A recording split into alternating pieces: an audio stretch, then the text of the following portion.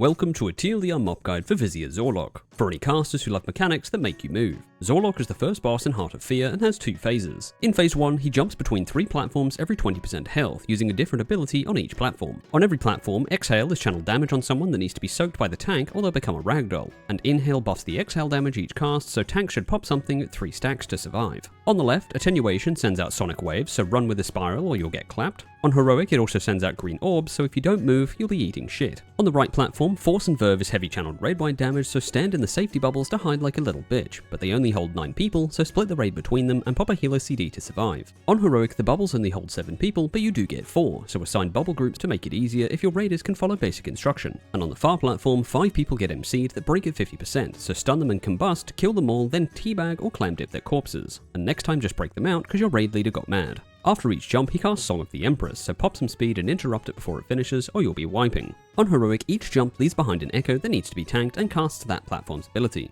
After the first jump, a tank and a mobile healer should go to the next platform to interrupt the boss cast while the rest kill the echo. The echo only spawns 2 bubbles for the raid wide, so use immunities and heavy personals for the squishies and healers to hide, then pop some CDs and keep everyone alive while you nuke the ad to kill it before the second cast. When he moves to the third platform, split the raid between the echo and the boss to bring them down together, but everything remains the same. At 40%, the boss starts phase 2, jumping to the middle and buffing himself. He casts all of his abilities for the rest of the fight, so deal with them all the same way as phase 1 until you eventually bring him down. On Heroic, he spawns an echo of attenuation just after he phases, so pull them into a corner and everyone run away, because if you're too close when they send out the orbs, you'll probably all fucking die. After the cast finishes, leave a tank on the echo and pull the boss to the other side of the room, then lust it up when it's over and blast him while you juggle all the rest of the mechanics at once. Taek is the second boss in Heart of Fear and has 2 phases. During phase 1, Tempest Slash sends a tornado at a ranged player that spins in place when it reaches, so stay close to the outer walls to drop them away and don't get hit. And they don't disappear until phase 2, so phase him before the arena looks like the American Midwest. The boss vanishes and targets someone with Unseen Strike, dealing massive split damage at a frontal when he reappears and knocks you away. Everyone stack up just before the cast and stand behind whoever gets it, but you can't immune it, so if you try to solo soak, you'll be playing yourself. He also teleports on a random player and gives anyone within 8 yards a heavy dot, so stay spread out and melee can spread just before the cast. On Heroic, it hurts a lot more, so make sure no one gets hit, but if they do, just spot heal them. For tanks, Overwhelming Assault is a tank hit with a damage taken debuff, so swap on each cast, but if you do have to take it twice, pop a heavy defensive and hope your healers like you. On Heroic, you also get Blade Tempest, pulling everyone to the boss while he deals AoE damage, so pop a roar and run away until he stops. At 20%, the boss pulls everyone to the middle and sends you to one end of the room, creating a tornado gauntlet for you to dodge as you run to him at the other end. For healers, the suck in really hurts, so top everyone up before you phase and try not to phase him right after an Unseen Strike. If anyone is too low when it happens, you'll watch them die while you float away on the wind. When you land, pop a roar for everyone to run the gauntlet and don't get hit or you'll be sent back to the start. He deals ticking damage until he dies, but he doesn't do anything else. Then at 10%, he jumps to the other end and makes you all look like mugs, so run back through the gauntlet and kill him before you all die.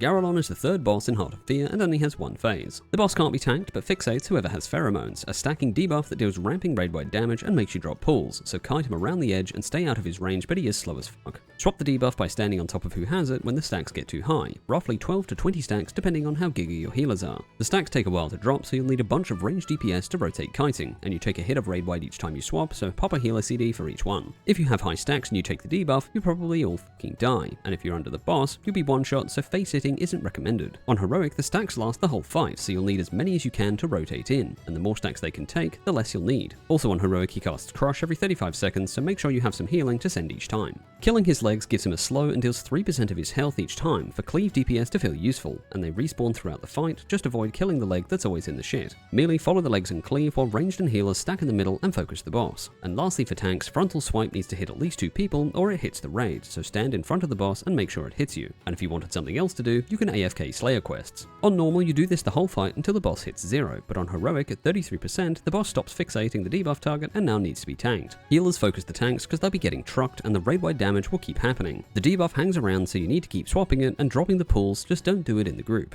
To produce the phase time, bring all his legs low and kill them just as you phase to take a big chunk off his health, then race to kill the boss before your healers can't stand anymore.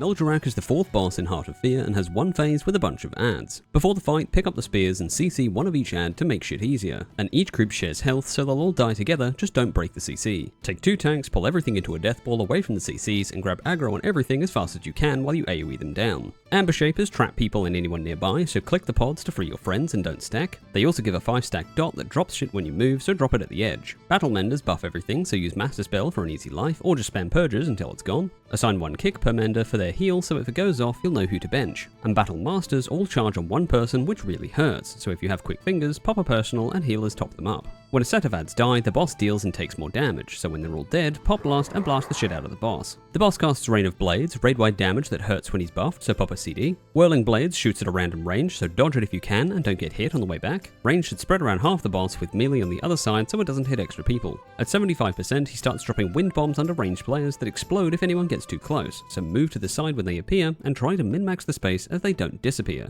Then kill the boss before you run out of room. On Heroic, the adds respawn after 45 seconds, so it's better to CC all the Amber Shapers, because if you get unlucky with traps and bombs, you'll probably all fucking die. The Battle Master charge will hurt even more, and the debuff on the boss only lasts 30 seconds and no longer stacks, but the damage amp is 600%. Deathball on pull and AoE them down, but when they get low, swap to kill one set, lust and blast the boss with the damage buff. Then when the buff drops, kill the other set to keep on blasting. Just remember to re-CC the Amber Shapers, interrupt the heal and dispel the ad buff while dealing with the wind bombs until you eventually kill the boss.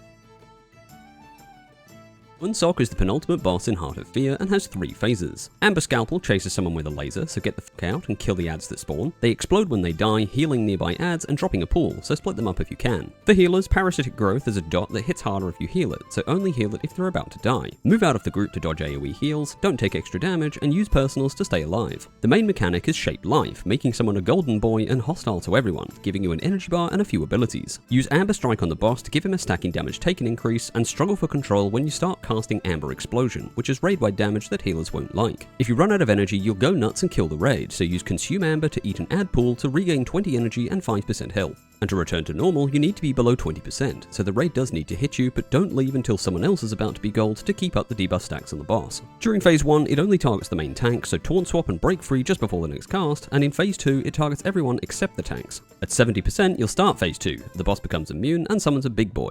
Big Boy does a stomp, so get the fuck out. He yeets the tank into a ranged player, dealing AoE where they land, so taunt swap and range spread out. And Amber Explosion is heavy raid-wide damage, so have a Gold Boy interrupt it with Amber Strike, but if your explosion happens at the same time, prio interrupt the Big Boy or you'll probably all fucking die. When the Big Boy dies, you'll start phase 3, which is the same as phase 1, but you don't get any adds. Everyone takes ticking damage from the pools and Gold Boys get healed, so they can never get out, so don't waste your precious damage on them. If you're gold, eat pools so you don't hit 0 energy, keep up the boss debuff and interrupt your explosion cast. On Heroic, the small adds respawn from pools after 30 seconds, so if you don't clear them, you'll eventually get overrun. But more importantly, you need to make phase 3 as short as possible by never letting the boss debuff drop. During phase 3, you also get Amber Globules, 2 orbs that chase people and wipe the raid if they reach them, so kite them into each other to make them disappear, but you should only get 1 cast. If you have Giga Blasters, you'll need to hold DPS in phase 1 to have enough boss stacks by phase 3, but when you get there, last it up and blast him to make his health bar look like a cast bar.